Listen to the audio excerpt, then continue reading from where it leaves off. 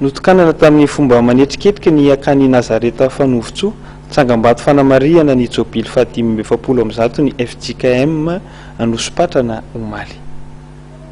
Tamin'ny fomba manetriketrika no nanokanana ny akany Nazareta Fanovontsoa foto-drafitrasa natao tsangam-bato fankalazana ny Fahatimy amby efapolo taona ny FJKM Anosipatrana Omaly. Nantratra 20 amby zato tapitrisa ariary ezaky ny fiangonana manokana ny totalin'ny vola nentina nananganana ty foto-drafitrasa ty araky ny nambaran'ny komiteny Jobily fa 5 amby efapolo amby zato taona ny FJKM Anosipatrana.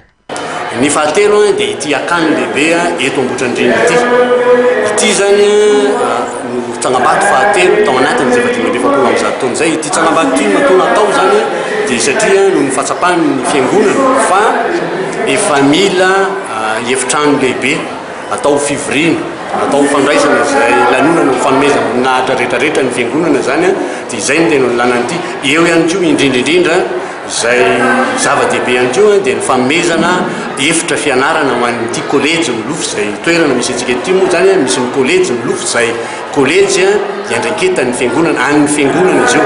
Nanaovana n'ity akany ity zany dia izay ao zany misy efitra roa reto hitanareo ho an'ny kolejy milofo dia misy ny efitra lehibe any ambany dia misy efitra anaky telo ato ray roa telo raha tsy diso kely misy efitra telo ao zay mbola afaka ihany koa mandray ny fivoriana zany hoe ny lanona rehetrarehetra fivorian'ny sampana sy ny rehetra dia aty amin'ny akany amin'izay zany manomboka izao no atao.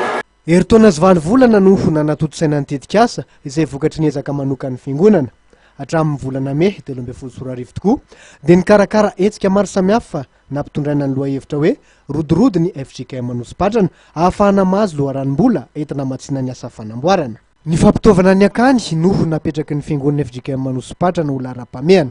Voromaro ireo mpino ao anivon'ny fiangonana Omaly nanatrika ny lanonam-panokafana izany akany Nazareta Fanovontsoa zany.